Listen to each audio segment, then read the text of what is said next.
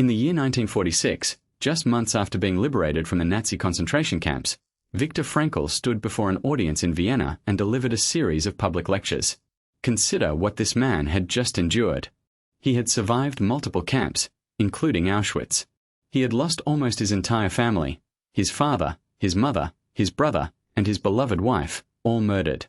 He had emerged from the deepest pit of human suffering into a shattered world. And what did he choose to speak about?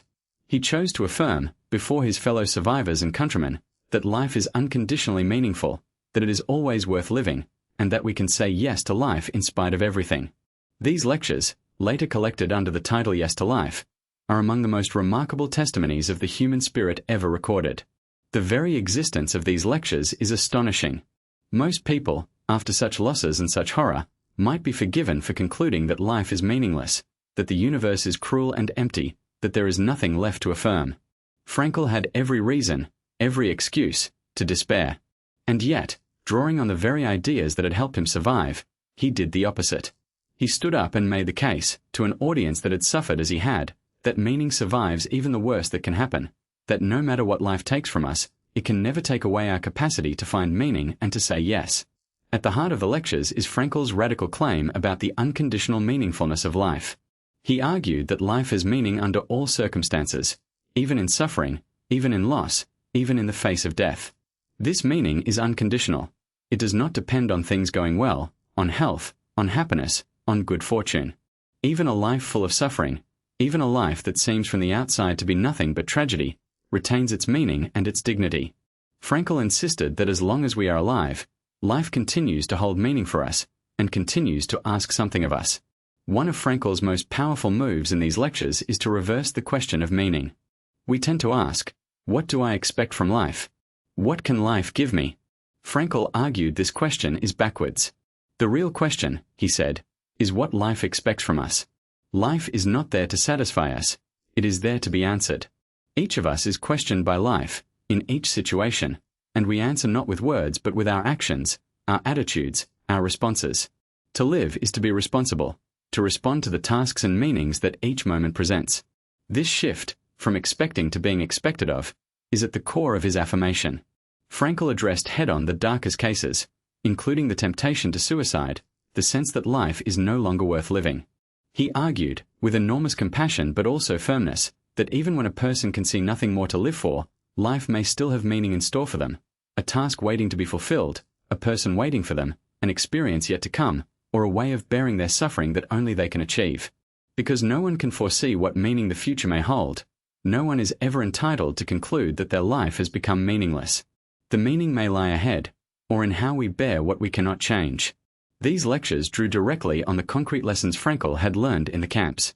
He had seen that prisoners who kept a sense of meaning, a future task, a loved one, a purpose, were better able to endure, while those who lost all meaning collapsed. He had experienced, in himself, how holding on to meaning could sustain a person through unimaginable suffering. So when Frankl affirmed the meaningfulness of life in these lectures, he was not offering abstract philosophy or wishful comfort. He was reporting what he had discovered in the most extreme laboratory of human suffering the world has ever known. What makes the Yes to Life lectures so moving is the union of their message and their messenger. Anyone can say life is meaningful when life is going well. But here was a man who had lost nearly everything and everyone, who had walked through Auschwitz, standing up months later to say yes to life, not naively, not by denying the horror, but with full knowledge of the worst that human beings can do and suffer. His affirmation is credible precisely because it comes from the depths. It is not optimism that ignores tragedy.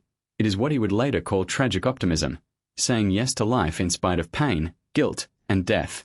This phrase, tragic optimism, captures the heart of Frankl's stance. He did not deny the tragic dimension of existence, the suffering, the guilt, the mortality that no life escapes. His yes to life is not a denial of these. It is an affirmation that meaning is possible in spite of them, and even through them. We can turn suffering into achievement, derive from guilt the opportunity to change, and let the awareness of death spur us to responsible action. To say yes to life is to say yes to all of it, including its tragedy, and to find meaning anyway. The endurance of these lectures, republished and rediscovered decades later, speaks to how deeply people still need their message. In a world where many struggle with meaninglessness, depression, and despair, The voice of a man who found life worth affirming even after Auschwitz carries a unique authority.